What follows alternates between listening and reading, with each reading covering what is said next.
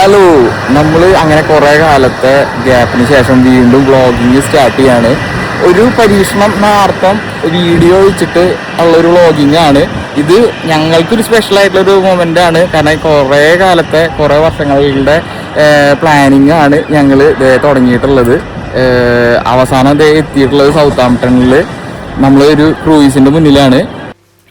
അടുത്തത് നമ്മുടെ luggage drop ചെയ്യലാണ്. ഇതാണ് ലഗേജ് കൗണ്ടർ. അവിടെ നമ്മൾ ലഗേജ് കൊടുത്ത് നെക്സ്റ്റ് ബോർഡിങ് സീനൊന്നുമില്ല. ഒരു 1 hourൻ്റെ ഉള്ളിൽ എല്ലാ പ്രൊസീജിയറും കഴിഞ്ഞു. നേരെ ക്രൂയിസിൻ്റെ ഉള്ളിലേക്ക്. ക്രൂയിസിൽ നമ്മുടെ റൂം വരുന്നത് 11th ഡെക്കിലാണ്. നമ്മൾ അവിടെ എത്തുമ്പോഴേക്കും നമ്മുടെ ലഗേജും കാർഡൊക്കെ അവിടെ ഉണ്ടായിരുന്നു. കാർഡ് വെച്ച് റൂമിൻ്റെ ഉള്ളിലേക്ക്.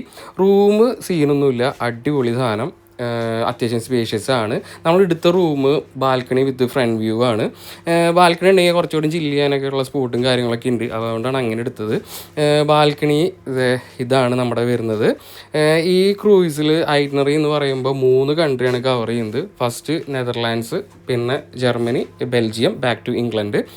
ക്യാപ്റ്റൻ പറഞ്ഞതനുസരിച്ചിട്ട് ഓൾമോസ്റ്റ് ഒരു 5200 ഗസ്റ്റാണ് ഈ ക്രൂയിസിലുള്ളത്. 19 ഡെക്കാണ് ടോട്ടലുള്ളത്.